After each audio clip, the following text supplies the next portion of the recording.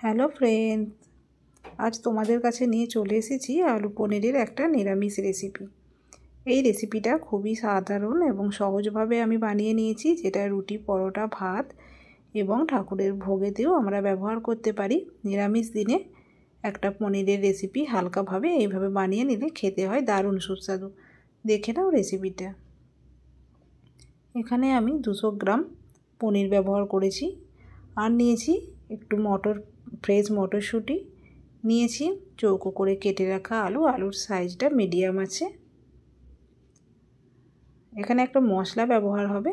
এখানে নিয়েছি চা চামচের হাফ চামচ পরিমাণ জিরে এবং একটু আদার টুকরো, নিয়েছি কয়েকটা কাজু এবং কিশমিশ। এটাও একটা পেস্ট বানিয়ে নেব। পনিরটা আমি ছোট ছোট চৌকো করে কেটে নেব, অতিরিক্ত ছোট করছি না, মিডিয়ামভাবে একটু কেটে নিচ্ছি। তোমরা তোমাদের অনুযায়ী যে যেমন শেপ দিতে চাও সেইভাবে কিন্তু পনিরটা কেটে নেবে। আমি পনিরটা চৌকো চৌকো করে ছোট ছোট সাইজ করে কেটে নিয়েছি। চলো রেসিপিতে চলে যাই। প্রথমেই কড়াইয়ের মধ্যে সরষের তেল দিয়ে তেলটাকে ভালো করে গরম করতে দেব। তোমরা এই রেসিপিটা কিন্তু সাদা তেলেও বানিয়ে নিতে পারো, কোনো অসুবিধা নেই। তেলটা গরম হয়ে গেছে, এখন তেলের উপর দিয়ে নিলাম নুন। এতে করে কী হয়, পনিরটা কড়াতে আটকে যাওয়ার চান্স থাকে। পনিরটা নুন দেওয়ার কারণে আর আটকে যাবে না, খুব সুন্দর করে ভাজা হয়ে যাবে, আর নুনটাও পনিরের মধ্যে ভালো করে চলে যাবে। এই রেসিপির ক্ষেত্রে পনিরটাকে ভালো করে লাল লাল করে একটু ভেজে নিতে হবে। আমি হলুদ ব্যবহার করলাম না, তোমরা চাইলে ভাজার সময় একটু হলুদ দিতে পারো। লাল লাল করে পনিরটা আমি ভেজে তুলে নিলাম। এখন রেসিপিতে যে আলুটা ব্যবহার করব সেটা আমি ভেজে নেব। একটু নুন দিয়ে দিলাম, দিয়ে আমি একটু ঢেকে দেব যাতে করে আলুটা ভাজার সাথে সাথে একটু সেদ্ধ হয়ে আসে। আলুটাকেও ভালো করে ভেজে তুলে নেব।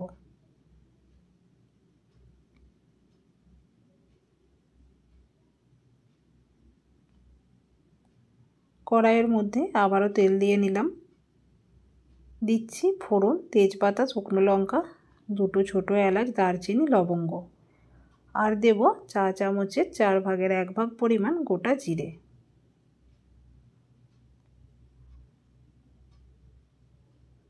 ফোড়নটাকে ভালো করে ভেজে নিতে হবে। ফোড়ন ভাজা হয়ে গেলে আমি কেটে রেখেছিলাম একটা বড় সাইজের টমেটো, সেই টমেটোটা দিয়ে নিলাম, দিয়ে ফোড়নের ওপর ভালো করে ভাজবো। টমেটোটা ভাজা হয়ে গেছে, এখন দিয়ে নেব জিরে এবং আদার পেস্ট।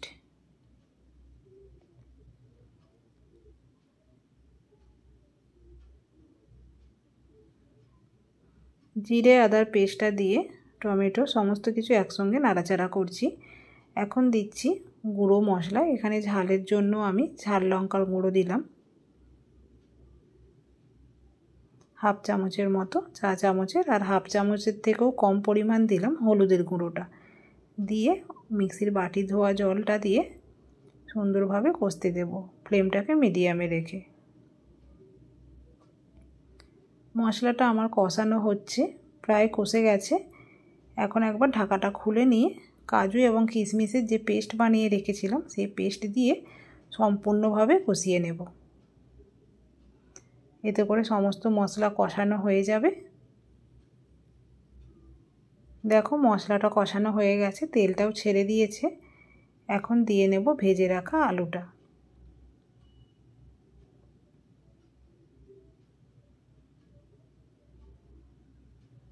মশলার মধ্যে আলুটা দিয়ে একটু ভালো করে কষাতে হবে।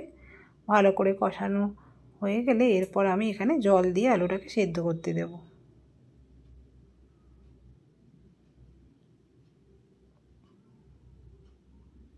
আলুটা সুন্দরভাবে কষানো হয়ে গেছে।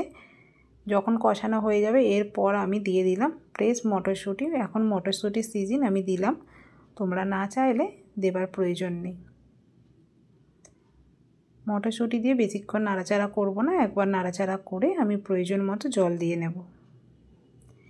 যেহেতু এটা আলু পনিরের রেসিপি, একটু ঝোল ঝোল রাখছি আমি, তো সেই বুঝে জলটা দিলাম। তোমরা চাইলে জলটা কিন্তু কম বেশি করে নিতে পারো। প্রয়োজন মতো একটু নুন দিয়ে নিলাম, দিয়ে ঢেকে আলুটাকে আমি সেদ্ধ করে নেব।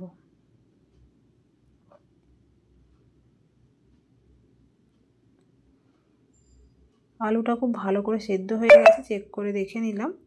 এখন এখানে অ্যাড করে দেবো ভেজে রাখা পনির। পনিরটা দিয়ে 5 মিনিটের মতো আমি ফুটিয়ে নেব। এতে করে পনিরের মধ্যে সমস্ত রকম মশলা ভেতরে চলে যাবে।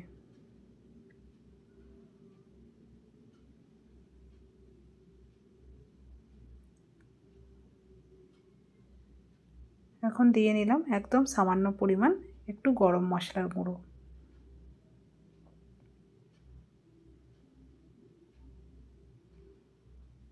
দেখো 5 মিনিট পর ঢাকাটা খুলে নিয়েছি।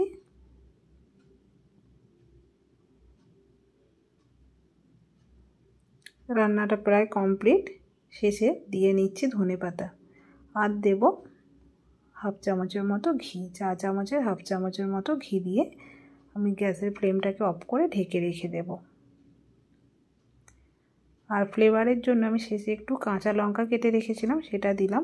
এতে করে কাঁচা লঙ্কার গন্ধটা রেসিপির মধ্যে পাওয়া যাবে, ঝালটা আসবে না, তবে কাঁচা লঙ্কার গন্ধটা এতে ভালো লাগবে। ঢেকে দিলাম। 1 থেকে 2 মিনিট পর ঢাকাটা খুলে নিয়েছি। বন্ধুরা, তৈরি হয়ে গেল আলু পনিরের নিরামিষ রেসিপি। কেমন লাগলো তোমরা একটা কমেন্টের মাধ্যমে আমাকে জানিয়ে দিও। বন্ধুরা, আজ আসি, টাটা।